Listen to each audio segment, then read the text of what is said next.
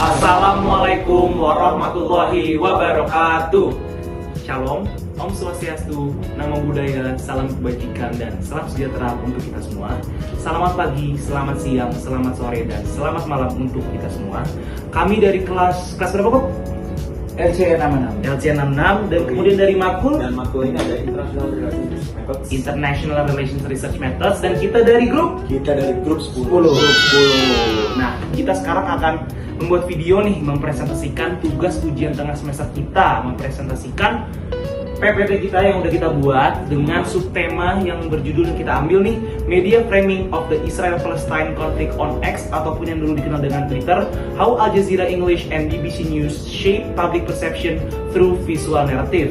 Nah, sebelum kita masuk nih ke pembahasan, kita boleh kenalin masing-masing dulu. Saya Milani Losocio Forme dengan NIM 28025496615. Saya Jacobo Mario Corsino Gonçalves dengan NIM 280254963. Saya Alden Raffi Rabani dengan NIM 280254543. Dan saya Andrew Emiliano Endo dengan NIM 280555826. Nah, langsung aja kita masuk ke slide pertama. Sekarang kita akan masuk ke slide pertama, yaitu kita akan membahas konflik antara Israel dan Palestina. Adalah salah satu konflik internasional yang paling lama dan rumit di dunia. Media global seperti BBC News dan Al Jazeera English punya peran besar dalam membentuk cara masyarakat dunia melihat konflik ini. Nah, sekarang dengan adanya media sosial seperti X atau Twitter, pemberitaan tidak hanya lewat artikel, tapi juga lewat gambar, video, dan hashtag yang bisa memengaruhi emosi dan opini publik. Karena itu, penting bagi kita untuk memahami bagaimana media membingkai atau framing konflik ini, terutama lewat konten visual. Tujuan kami adalah untuk melihat bagaimana kedua media, BBC dan Al Jazeera, membentuk persepsi publik lewat narasi visual di Twitter. Nah, next, saya akan menjelaskan tentang research significance. Yang pertama, menambah wawasan tentang bagaimana framing media bekerja di era digital. Yang kedua, membantu menemukan adanya bias atau agenda tertentu dalam pemberitaan online. Dan ketiga, memberikan pandangan bagi akademisi dan pembuat kebijakan tentang bagaimana media sosial memengaruhi pemahaman global terhadap konflik internasional. Yang keempat, saya akan menjelaskan research structure. Nah, di research structure itu ada 4 poin. Yang pertama, introduction, menjelaskan topik dan alasan penelitian. Yang kedua, literatur review, membahas penelitian-penelitian sebelumnya. Dan ketiga, research linkage atau metodologi, menjelaskan bagaimana penelitian kami terhubung dengan riset sebelumnya dan metode yang digunakan. Yang keempat, ethical consideration and challenges, membahas kendala dan pertimbangan ketika dalam penelitian. Jadi di penelitian ini kami disusun dengan alur yang jelas, mulai dari dasar teori sampai penerapan di media sosial. Nah, sekarang kita akan masuk ke slide kedua, yaitu Who Wrote What ataupun literatur comparison. Nah, di bagian ini saya akan menjelaskan literatur yang kami pakai dan kontribusinya masing-masing dari penulis sebelumnya ataupun kontribusinya dari masing-masing penulis sebelumnya. Jadi, kami menggunakan 5 penelitian utama sebagai dasar teori dan perbandingan untuk penelitian kami.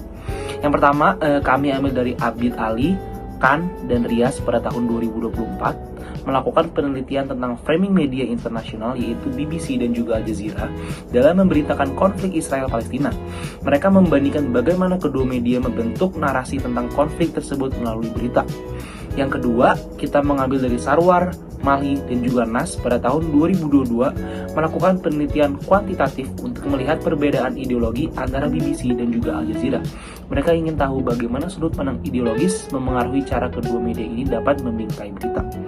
Yang ketiga, kita mengambil dari Reski, Jafar, dan juga Muhammad pada tahun 2023 meneliti tentang framing moral dalam pemberitaan Al Jazeera menggunakan model Enman. Mereka berfokus pada bagaimana Al Jazeera menggambarkan masalah, penyebab, dan solusi dalam konflik Israel dan juga Palestina. Yang keempat, kita mengambil dari Akmal pada tahun 2023 meneliti framing netralitas BBC. Apakah sikap netral BBC sebenarnya bisa menimbulkan bias tertentu dalam pemberitaan? Dan yang terakhir, kami mengambil dari Kara Demir pada tahun 2021 yang meneliti tentang framing visual di Twitter, khususnya bagaimana gambar-gambar dalam berita konflik bisa memengaruhi emosi dan juga persepsi audiens. Nah, sekarang kalau kita lihat perbandingan pertanyaan penelitian mereka, semuanya punya fokus yang sama, yaitu tentang bagaimana media membentuk cara berpikir publik tentang konflik Israel-Palestina, tapi dengan pendekatan yang berbeda. Yang pertama itu dari Abid Ali pada tahun 2024 melihat narasi media secara umum. Kemudian yang kedua dari Sarwar pada tahun 2022 fokus ke perbedaan ideologis antara dua media. Yang ketiga itu ada Reski pada tahun 2023 itu yang menekankan aspek moral dan juga dalam framing. Habis itu yang selanjutnya ada Akmal pada tahun 2023 menyoroti bias dalam netralitas BBC. Kemudian yang terakhir ada Kara Demir pada tahun 2021 bagaimana melihat peran visual dan emosi di Twitter. Kemudian kalau dari sisi metode penelitian, Abid Ali menggunakan analisis framing tekstual komparatif, Sarwar memakai analisis isu kuantitatif, Reski menggunakan analisis kualitatif berdasarkan teori Edman, Akmal juga memakai kategori framing Edman, kemudian Kara Demir memakai analisis visual dan semiotik. Dari semua penelitian ini, kami menggabungkan beberapa pendekatan tersebut. Kami tidak hanya melihat teks berita, tapi juga gambar dan video di Twitter agar bisa melihat bagaimana framing bekerja di media sosial. Dengan begitu, penelitian kami menjadi lanjutan dari karya-karya sebelumnya, tapi dengan fokus baru di era digital. Oke, selanjutnya ada methodological framework, replication and adaptation. Nah, di bagian ini kami menjelaskan kerangka metodologi penelitian kami, yaitu bagaimana kami mengadaptasi dan mengembangkan metode dari penelitian sebelumnya agar sesuai dengan konteks media sosial, khususnya Twitter atau X. Yang pertama nih, dari sisinya si framework. Nah, kami tetap menggunakan metode framing analisis dari Robert Edman yang juga dipakai oleh peneliti seperti Abid Ali, terus Akmal dan juga Reski. Tapi bedanya, kami tidak hanya menganalisis teks berita, tetapi juga visual seperti gambar, video yang muncul dalam Twitternya. Yang kedua, untuk sumber data, kalau penelitian sebelumnya menggunakan artikel berita dari website BBC atau Al Jazeera, kami menggunakan tweet dari akun resmi BBC World dan juga Al Jazeera English pada periode 2023 hingga 2025. Dengan begitu, data lebih sesuai dengan konteks digital saat ini. Ketiga, untuk metode analisis, kami menggunakan metode mixed methods, yaitu gabungan antara analisis teks, textual framing, dan analisis visual atau visual framing. Jadi, kami tidak hanya melihat apa yang dikatakan media, tetapi juga bagaimana visual membentuk pesan dan emosi. Lalu, dari sisi alat analisis, di sini kami melakukan pengkodean manual untuk mengidentifikasi pola framingnya dan menggunakan NVivo serta Excel untuk mengkelompokkan dan mengkategorikan data dengan lebih rapi. Terakhir, untuk output atau hasil yang diharapkan, penelitian ini berfokus pada menemukan pola framing visual dan teks yang membentuk persepsi publik di media sosial, khususnya di Twitter. Selanjutnya, expected contribute. Penelitian kami memperkenalkan sesuatu yang baru, yaitu metode framing gabungan atau hybrid framing model. Model ini menggabungkan analisis teks dan visual supaya bisa menangkap dinamika framing dengan lebih lengkap di era jurnalisme digital. Melalui penelitian ini, kami ingin menunjukkan bagaimana media besar seperti BBC, Al Jazeera menyesuaikan cara mereka memingkai berita di Twitter.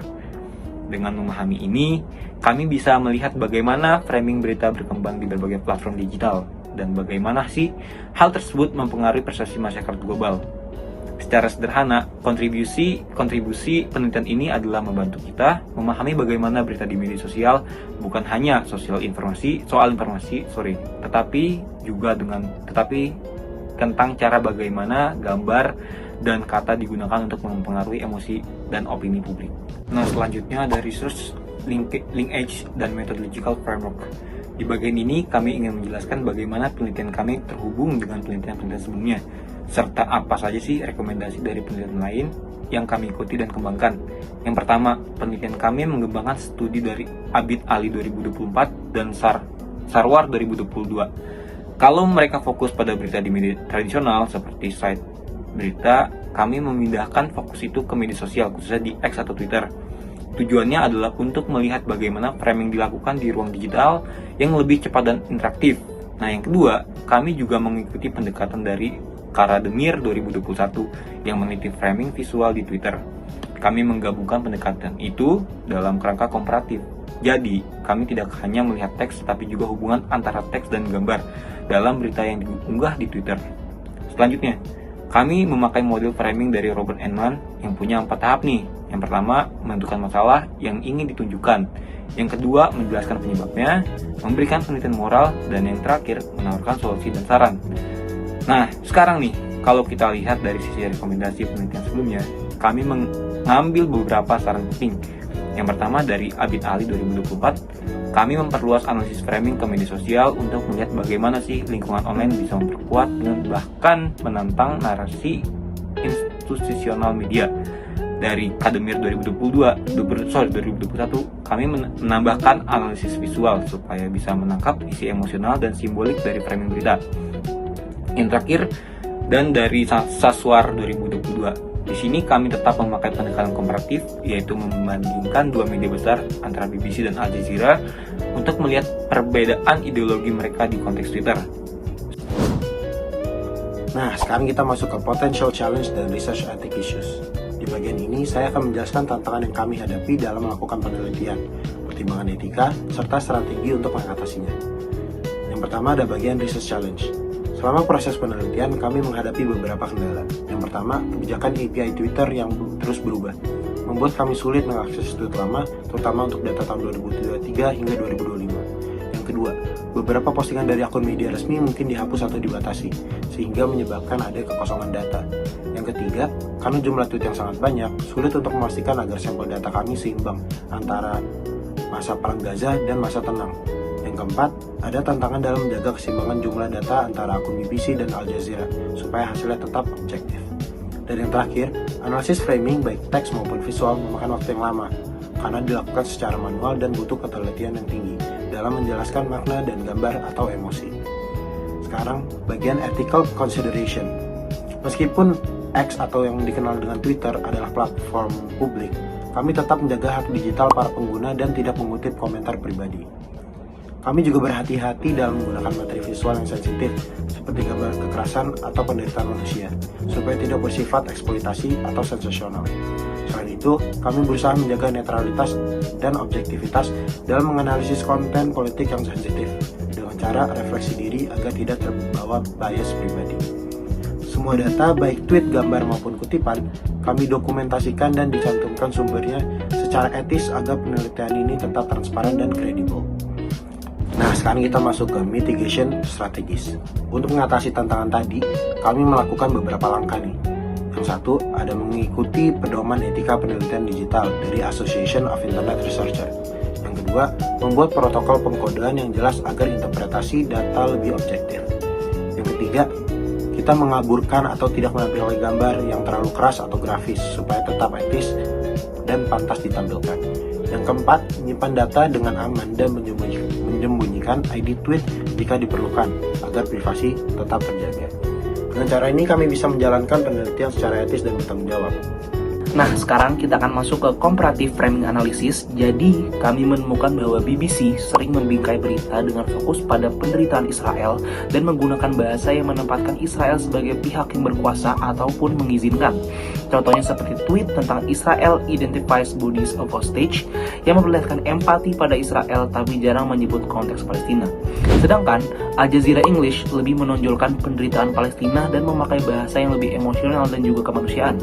Misalnya tweet Israel is holding a record 360 Palestinian children in its prisons yang menunjukkan ketidakadilan dan menyoroti sisi kemanusiaan. Kesimpulannya, BBC dan juga Al Jazeera punya cara framing yang berbeda. BBC lebih formal dan netral ke arah Israel, sedangkan Al Jazeera lebih vokal dalam membela Palestina.